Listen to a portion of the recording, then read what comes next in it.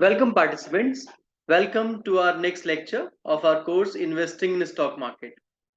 Participants, इस lecture में हम पोर्टफोलियो के बारे में समझने वाले हैं और हम जानेंगे कि किस तरह पोर्टफोलियो बनाकर इन्वेस्टमेंट करने से हम हमारे रिटर्न्स को मैक्सिमाइज कर सकते हैं और ओवरऑल रिस्क जो कि स्टॉक मार्केट में होता है उसे हम रिड्यूस कर सकते हैं।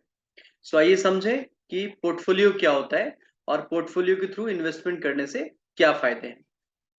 Participants, a portfolio is nothing but it is a collection of wide range of assets that are owned by investor. जब भी कोई इंडिविजुअल या कोई कंपनी अपने पैसे को स्टॉक मार्केट में या कहीं इन्वेस्ट करने का प्लान करते हैं तो ये हमेशा उनको एडवाइस किया जाता है कि वो अपना पूरा पैसा किसी एक फाइनेंशियल एवेन्यू में ना लगा के वैरायटी ऑफ प्रोडक्ट्स में इन्वेस्ट करें। इसी तरह यदि कोई व्यक्ति सिर्फ इक्विटी शेयर्स में ही इन्वेस्ट करना चाहता है तो भी उसे ये एडवाइस किया जाता है कि वो किसी एक ही कंपनी के स्टॉक्स ना खरीद के वैरायटी ऑफ कंपनीज के स्टॉक्स खरीदे, वैरायटी ऑफ इंडस्ट्रीज के स्टॉक्स खरीदे, राइट। तो पोर्टफोलियो क्या है? Portfolio is a collection of these varieties of products, right. So it is a set of multiple asset classes जिसमें कोई भी इन्वेस्टर ये डिसाइड कर सकता है कि उसे अपना फंड कहां कहां पर एलोकेट करना है, right. So this fund can be invested in gold, stocks, derivatives, property, cash equivalents, bonds etcetera. There are many financial products available for the investment.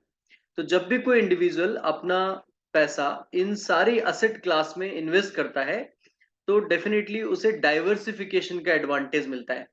और स्टॉक मार्केट जो कि एक रिस्की मार्केट है, वहां से होने वाला रिस्क कोई भी इंडिविजुअल रिड्यूस कर सकता है थ्रू दिस डाइवर्सिफिकेशन। ये जो पोर्टफोलियो है ये हर इंडिविजुअल के अकॉर्डिंग अलग तरह से बनता है। It depends on risk appetite level of the individual और द इन्वेस्टर। हर व्यक्ति का रिस्क एपेटाइट लेवल डिफरेंट होता है। हो सकता है कि मैं अपने 1 लाख रुपए के इन्वेस्टमेंट में से 90,000 तक का लॉस अफोर्ड कर सकता हूं, but at the same time another one who is earning just 10,000 per month, he cannot afford this much loss of this amount of investment, right? तो पोर्टफोलियो के थ्रू इन्वेस्टमेंट करने से सभी इन्वेस्टर्स को diversification का फायदा मिलता है और हम किसी एक जगह इन्वेस्ट करने की बजाय वैरायटी ऑफ इन्वेस्टमेंट प्रोडक्ट्स में इन्वेस्ट करते हैं through a portfolio. Now participants, let's understand what is a stock portfolio, right. और उससे भी पहले हम ये जानेंगे कि ये जो पोर्टफोलियो में हम बात कर रहे थे असेट क्लासेस की, ये असेट क्लासेस क्या है और असेट क्लासेस हम किसे कहते हैं। Participants, asset classes are basically fixed income, equity, derivatives, right. So asset classes यानी एक जैसे प्रोडक्ट्स को हमने ग्रुप्स में क्लासिफाई कर दिया है। तो वो सारे प्रोडक्ट जो गारंटीड रिटर्न देते हैं, इंटरेस्ट जिन पर हमें मिलता है, फिक्स्ड इंटरेस्ट जिन पे हमें मिलता है, उन सभी को हम फिक्स्ड इनकम कैटेगरी में डालते हैं। तो फिक्स्ड इनकम कैटेगरी की असेट क्लास वो सिक्योरिटीज हैं, वो प्रोडक्ट्स हैं जो कि एक पर्टिकुलर टाइम फ्रेम में एक फिक्स्ड रिटर्न प्रोवाइड कराएंगी। जबकि इक्विटी एक वेरिएबल असेट क्लास है और यहां से होने वाले मुनाफे को कोई भी पहले से प्रिडिक्ट नहीं कर सकता और कोई भी एस्टिमेट नहीं कर सकता कि हमें फ्यूचर में कितना रिटर्न मिलेगा। So equity asset class is a variable asset class, whereas derivative it's a hybrid kind of product, right. इसमें हमें इक्विटी और फिक्स्ड इनकम क्लास का एक मिक्स मिलता है और बेसिकली डेरिवेटिव्स ऐसे प्रोडक्ट्स हैं जिनके थ्रू हम फ्यूचर की बाइंग कर सकते हैं, फ्यूचर के ट्रांजेक्शन्स को हम पहले से बुक कर सकते हैं, सिक्योर कर सकते हैं। So asset classes are equities, fixed income securities, derivatives, real estate, cash and cash equivalents etcetera. हर एक पर्सन का प्रेफरेंस अपने पोर्टफोलियो के लिए डिफरेंट असेट क्लास का हो सकता है। तो पोर्टफोलियो में इन सभी असेट क्लास का एक मिक्स भी हो सकता है या फिर एक पोर्टफोलियो सिर्फ एक ही असेट क्लास का भी बनाया जा सकता है। यानी एक पोर्टफोलियो सिर्फ फिक्स्ड इनकम सिक्योरिटीज का भी बन सकता है और एक पोर्टफोलियो सिर्फ इक्विटी शेयर्स का भी बन सकता है। At the same time in a portfolio we can use a mix of these asset classes, जैसे कि हम 30 40 30 का एक रेशियो यूज कर सकते हैं। यानी कि 30% money we will invest in fixed income security, 40% money we will invest in equities and remaining 30% we will invest in derivatives और real estate type of products. तो वैरायटी ऑफ असेट क्लास में invest करने से investor को diversification के साथ साथ एक गारंटीड इनकम का भी एश्योरेंस मिलता है और वो एटलीस्ट रिस्क फ्री रिटर्न से ज्यादा रेवेन्यू अचीव कर सकता है from his or her portfolio, right? So cash is a liquid fund and by investing in cash we can assure कि जब भी हमको कभी अनसर्टेनिटी होगा, रिक्वायरमेंट होगा, so we can liquidate this fund और क्विकली हमारे पास फंड्स वापस आ जाएंगे, right? Similarly equity gives the advantage of ownership. यानी अगर हम कभी भी इक्विटी शेयर्स खरीदते हैं, इंडेक्स फंड में इन्वेस्ट करते हैं, एक्सचेंज ट्रेडेड फंड्स में पैसा लगाते हैं, स्टार्टअप फंडिंग करते हैं, तो इसके थ्रू हमें ओनरशिप का एडवांटेज मिलता है, right? So these are various asset classes through which we can create a portfolio. अब हम बात करते हैं ये स्टॉक पोर्टफोलियो क्या है। Participants, stock portfolio it is a basket of equity stocks, right? So in a stock portfolio, usually we use 20 to 30 companies for the investment from different industries of our economy, right? तो ऐसा करने से होने वाला फायदा बढ़ाया जा सकता है और हम अपनी रिस्क को भी रिड्यूस कर सकते हैं, क्योंकि हर कंपनी एक ही टाइम पर डिक्रीज नहीं हो सकती, उसकी वैल्यू डिक्रीज नहीं हो सकती और हर कंपनी एक ही टाइम पे इंक्रीज भी नहीं हो सकती। तो पोर्टफोलियो में हमें इसका एडवांटेज मिलता है और ओवरऑल हम हमारी रिस्क को रिड्यूस कर पाते हैं, right? The selection of companies it is actually based on investors risk profile and growth expectation. तो अगर इन्वेस्टर को बहुत ही कम टाइम में बहुत ज्यादा रिटर्न चाहिए तो उसे एक रिस्की पोर्टफोलियो बनाना पड़ेगा।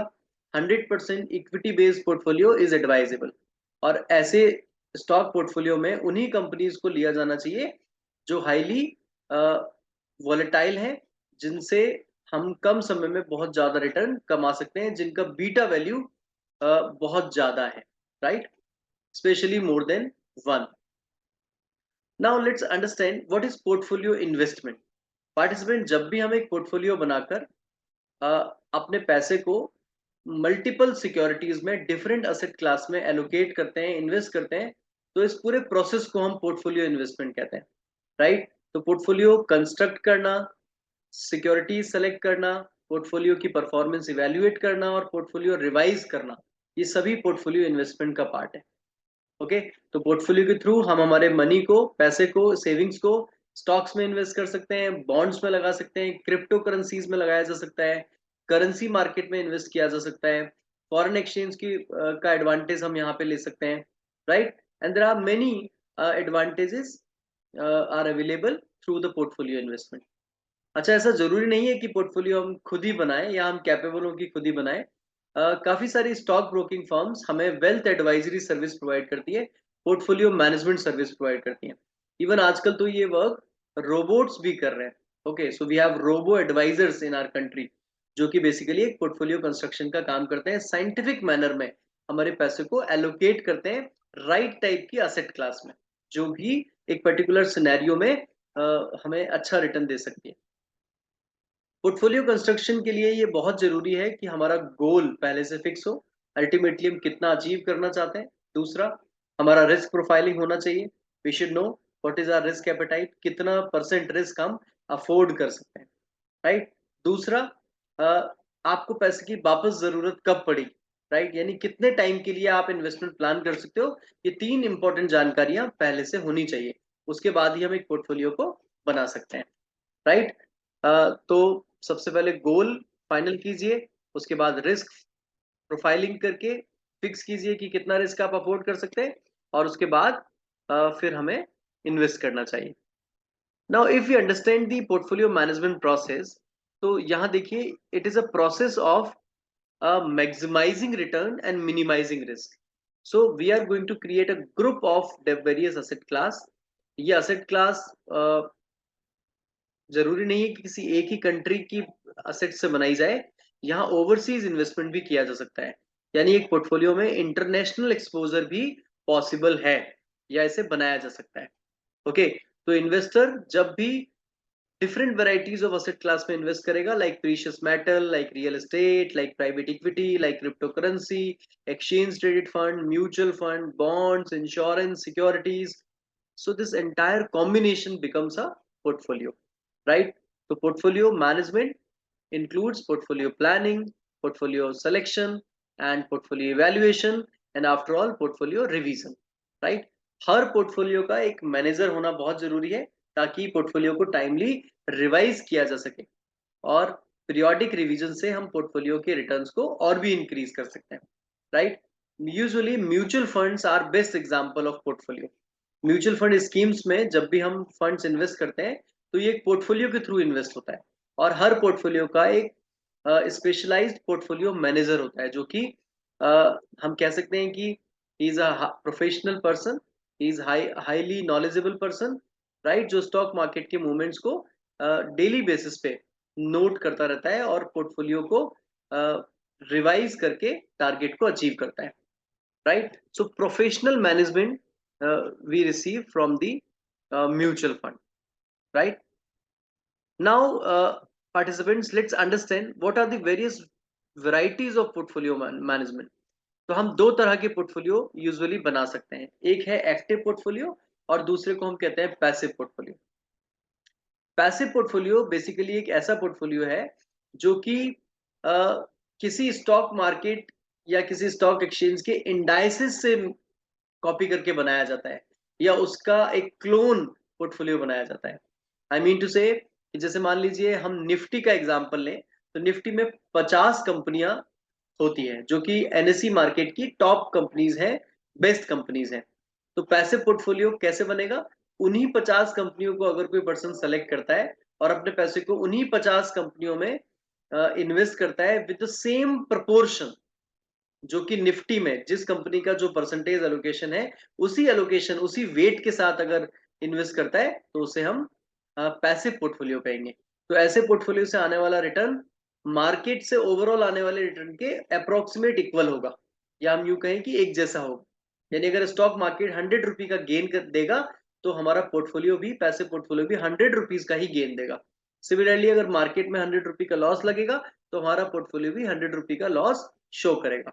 सो portfolio management it focuses on decreasing cost. इसको बनाने के लिए कोई साइंस या साइंटिफिक नॉलेज की जरूरत नहीं है, just follow buy and hold strategy, right? And create your portfolio which is just identical to the stock indices, nifty, bse, sensex, or nifty 50, the nifty mini nifty, bank nifty, it sector nifty, etc.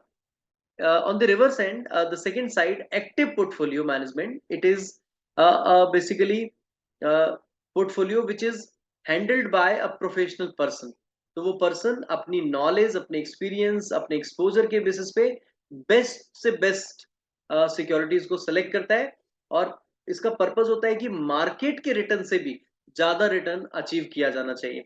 So active portfolio, it is basically a advanced portfolio which is prepared by portfolio managers, right, in anticipation or in expectation of better return as compared to the market। यानी market से भी ज्यादा return इस portfolio से हम expect करते हैं। तो ये बेसिकली पोर्टफोलियो मैनेजर की एफिशिएंसी को भी इंडिकेट करता है। तो अगर एक्टिव पोर्टफोलियो का रिटर्न मार्केट के ओवरऑल रिटर्न से ज्यादा है तो हमारा पोर्टफोलियो मैनेजर इफेक्टिव है, राइट, एफिशिएंट है। और अगर ऐसा नहीं है तो डेफिनेटली हम कहेंगे कि ही इज नॉट इफेक्टिव और she is not effective. Active portfolio का जो कॉस्ट है, जो फी है, वो डेफिनेटली ज्यादा होता है पैसिव पोर्टफोलियो से, क्योंकि इसको बनाने के लिए हमें काफी आईटी बेस्ड टूल्स की जरूरत पड़ती है, राइट? हमें इन डेप्थ रिसर्च की जरूरत पड़ती है, right, to get the favourable results. So active portfolio is costlier as compared to a passive portfolio. Now let's understand what are the important advantages of this portfolio based investment. Portfolio हमें एक professional management का exposure देता है, यानी एक proper individual या एक group of individual हमारे पोर्टफोलियो को हैंडल करेगा, राइट। सिनेरियोज के अकॉर्डिंग, टाइम के अकॉर्डिंग, सीजन के अकॉर्डिंग पोर्टफोलियो में रिवीजन किए जाएंगे और जो भी टारगेट है, जो भी एक्सपेक्टेड रिटर्न है, उसको अचीव करने के लिए पूरी कोशिश की जाएगी मार्केट से। Second important advantage is transparency. आपका पैसा कहाँ जा रहा है, किस कंपनी में इन्वेस्ट हो रहा है, कितना पैसा इन्वेस्ट हो रहा है और उससे कितने रिटर्न आ रहे हैं, ये सब कुछ ट्रांसपेरेंट मैनर में कस्टमर को शेयर किया जाता है, राइट। और या फिर हम एप्स के थ्रू इसे पता लगा सकते हैं। सो it is important feature of portfolio investment, transparency. Another important point is flexibility, right. हम किसी भी पॉइंट ऑफ टाइम पर पोर्टफोलियो के थ्रू इन्वेस्ट कर सकते हैं और हमें एनएवी के अकॉर्डिंग, नेट असेट वैल्यू के अकॉर्डिंग यूनिट्स मिल जाएंगी। जैसे शेयर्स की क्वांटिटी को हम नंबर ऑफ शेयर कहते हैं, वैसे ही पोर्टफोलियो की क्वांटिटी को हम नंबर ऑफ यूनिट्स कहते हैं। जैसे शेयर्स में प्राइस होता है, शेयर का प्राइस, उसी तरह पोर्टफोलियो में एनएवी होता है, नेट असेट वैल्यू, राइट। तो अगर किसी पोर्टफोलियो का एनएवी, नेट असेट वैल्यू, यानी एक यूनिट का प्राइस 10 रुपए है और अगर मैं 1000 रुपये इन्वेस्ट करना चाह रहा हूं तो इसका मतलब मुझे 100 यूनिट्स एलोकेट कर दी जाएंगी, right. So it is same as buying 100 stock. एक और फायदा है पोर्टफोलियो में इन्वेस्टमेंट करने का कि इसके थ्रू हम उन कंपनीज में भी इन्वेस्टमेंट कर सकते हैं जिनके शेयर्स एक्चुअली बहुत बड़े हैं प्राइस में, या फिर हम यूं कहें जिनके डिनोमिनेशन बहुत हाई है। यानी अगर कोई शेयर 80,000 रुपए का है, जैसे कि एमआरएफ, टाइटन के शेयर्स बड़े कॉस्टली हैं इन कंपनीज के, तो अगर 80,000 रुपए किसी के पास नहीं है तो वो उसका एक शेयर नहीं खरीद सकता। बट पोर्टफोलियो के through we can buy some unit, partial fractional unit of companies like Titan and MRF. इसके अलावा continuous monitoring is also one of the important feature. यानी हम हमारे पोर्टफोलियो में कभी भी किसी भी समय 24/7 चेक कर सकते हैं कि हमारी इक्विटी की वैल्यूज क्या है, असेट की वैल्यूज क्या है, किस असेट क्लास से कितना रिटर्न आया है। और सबसे इंपॉर्टेंट एडवांटेज है रिस्क डाइवर्सिफिकेशन, क्योंकि हमारा पैसा एक ही असेट क्लास में इन्वेस्ट ना होके वैरायटी ऑफ असेट क्लास में इन्वेस्ट हुआ है, तो हमें रिस्क डाइवर्सिफिकेशन का एडवांटेज मिलेगा और होने वाला फायदा मार्केट के रिस्क फ्री रिटर्न से काफी ज्यादा होगा। Now you can understand another advantage through this diagram. यहाँ आप देख सकते हैं कि जैसे जैसे एक पोर्टफोलियो में नंबर ऑफ सिक्योरिटीज इंक्रीज होती है, उस पोर्टफोलियो की डाइवर्सिफिकेशनल रिस्क रिड्यूस होती है, टोटल रिस्क रिड्यूस होती है। तो पोर्टफोलियो में एक तो होता है सिस्टमैटिक रिस्क, जिसको कि हम एक अनकंट्रोलेबल रिस्क के नाम से जानते हैं, और दूसरा होता है बेसिकली डाइवर्सिफिकेबल रिस्क, जिसको कि डाइवर्सिफाई किया जा सकता है। तो जब भी कभी इस पोर्टफोलियो में नंबर ऑफ सिक्योरिटीज बढ़ाई जाएंगी, टाइप ऑफ रिस्क क्लास बढ़ाया जाएगा, तो उस पोर्टफोलियो का रिस्क कम हो जाएगा। तो हर पोर्टफोलियो का अपना एक रिस्क लेवल होता है।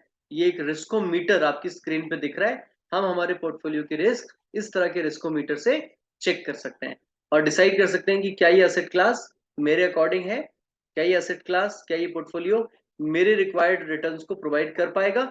ये हम यहाँ से चेक कर सकते हैं।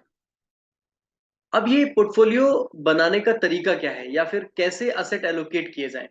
देखिए, इसके लिए बहुत जरूरी है कि इन्वेस्टर पहले ये डिसाइड करे कि उसका चॉइस ऑफ असेट क्लास क्या है, राइट। जैसे आप देख पा रहे हैं यहाँ पर एक पाई डायग्राम है और पाई डायग्राम में इक्विटीज, बॉन्ड्स और ट्रेजरी बिल्स में इन्वेस्टमेंट दिखाया गया है। तो आप देख सकते हैं यहाँ एक वेटेज फिक्स किया गया है। तो जब भी कभी पोर्टफोलियो बनाया जाएगा तो सबसे पहले type of asset class final की जाएगी और उसके बाद हर तरह के असेट क्लास में कितना परसेंट, कितना वेटेज अमाउंट इन्वेस्ट करना है, ये फिक्स किया जाएगा। और ये एलोकेशन डिपेंड करता है किस एज के पर्सन के लिए पोर्टफोलियो बन रहा है, क्या प्रेफरेंस है आपकी, रिस्क टॉलरेंस लेवल क्या है और आपका स्टाइल ऑफ इन्वेस्टमेंट क्या है। आर यू अग्रेसिव इन्वेस्टर और you are a risk neutral investor or you are a risk averse investor, right? So person to person, age wise, preference wise, risk tolerance level wise, style of investment wise, you can find different asset allocations.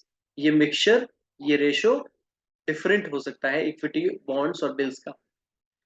दूसरा important criteria है security selection. जैसे ही आप asset class final कर दें तो उसके बाद हमें फिक्स करना होता है कि हम उस पर्टिकुलर सेगमेंट की किस सिक्योरिटी में इन्वेस्ट करना चाह रहे हैं। जैसे अगर हमने डिसाइड किया है कि हम इक्विटी शेयर में इन्वेस्ट करेंगे तो किस इंडस्ट्री की किस कंपनी के शेयर्स को बाय करेंगे, ये हम फंडामेंटल एनालिसिस करके आइडेंटिफाई कर सकते हैं। इसी तरह अगर बॉन्ड का इन्वेस्टमेंट किया है तो कौन से बॉन्ड खरीदने से पड़ेंगे, किस रेट वाले, किस मेच्योरिटी पीरियड वाले, ये हमें फिक्स करना पड़ेगा। सिमिलरली ट्रेजरी बिल्स के केस में हमें फिक्स करना पड़ेगा कि हम कौन सा ट्रेजरी बिल खरीदना चाहते हैं, 91 डेज, 182 डेज या 364 डेज ऑफ एक्सपायरी पीरियड। अब ये पूरा process top to down process में भी हो सकता है और बॉटम टू अप प्रोसेस से भी हो सकता है। यानी हम चाहें तो पहले सिक्योरिटी सिलेक्शन कर लें और उसके बाद फिर हम स्पेसिफाई कर सकते हैं एसेट क्लास के बारे में, अलोकेट कर सकते हैं, या फिर बेटर वे यही है कि आप पहले एसेट क्लास स्पेसिफाई करें और उसके बाद सिक्योरिटीज का सिलेक्शन करें। ये सिक्योरिटी सिलेक्शन भी डिपेंड करता है कंपनी के वैल्यूएशन पे कि स्टॉक ओवर प्राइस्ड कौन सा है, कितना है और किस टाइम पर है, और ओवर अंडर वैल्यूड कौन सा है। इसके अलावा वैल्यू इन्वेस्टर हैं आप या आप HNI क्लाइंट हैं, इस बात पे भी आपका सिक्योरिटी सिलेक्शन डिपेंड करेगा। प्लस अलग अलग सेक्टर्स का क्या ग्रोथ है, ओके, और इन्वेस्टर का नेचर क्या है, ग्रोथ इन्वेस्टर है या पैसिमिस्टिक इन्वेस्टर है। तो according to the category of investor we can fix a security selection in a portfolio. So participants, let's summarize this entire discussion. हमने जाना कि फाइनेंशियल पोर्टफोलियो बेसिकली एक कलेक्शन है बहुत सारे फाइनेंशियल प्रोडक्ट्स का, जैसे कि stocks, bond, commodities, cash, cash equivalents, close ended mutual funds, exchange traded fund etcetera, जिसमें कोई भी पर्सन अपना अपना मनी, अपना सेविंग किसी एक एसेट क्लास में डालने की बजाय वैरायटी ऑफ एसेट क्लास में इन्वेस्ट करता है।